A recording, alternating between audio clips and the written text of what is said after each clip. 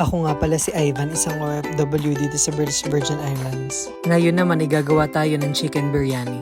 Ito naman yung mga spices na kailangan natin. Una, kailangan natin ng coriander powder, cumin powder, garam masala, red chili powder, turmeric powder. Kailangan din natin ng diced tomato, mint and cilantro, basmati rice, chicken.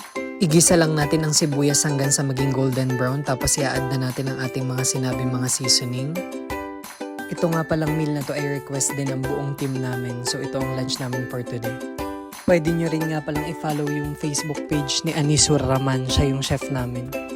At ngayon na may ilalagay na ang manok, antayin lang nating magisa siya, halu-haluin lang natin. Haluin lang natin siyang mabuti, hayaang maluto lahat ang manok.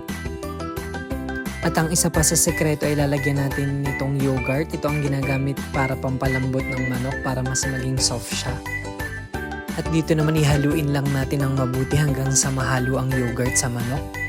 At dito naman sa kabilang pot ay lalagyan natin ng asin ng tubig. Dito natin lulutuin ang basmati rice. At pag naluto ay iset aside lang natin.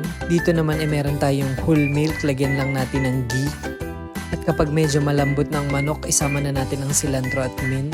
At ito nga pala yung authentic Bangladesh chef namin, si Anish, napakabait niyan. Pagkaluto naman ng kanin, ihahalo na natin siya dun sa manok na mixture. At dito naman ibubuhos natin yung milk mixture with ghee. Maglalagay din tayo ng fried onions para sa aromatics. Lalagyan din natin ang ibabaw ng cilantro at mint. Tapos antayin lang natin siyang maluto after 30 to 40 minutes. At gumagawa naman ako dito ng fresh squeezed lemonade. At para sa dessert naman ay gumawa si Anish ng slices mango at nilagyan ng tahin on top. Honey nga palang inilagay nating sweetener dito para healthy. Mekos-mekos lang natin to. At dito nga ay luto na ang biryani.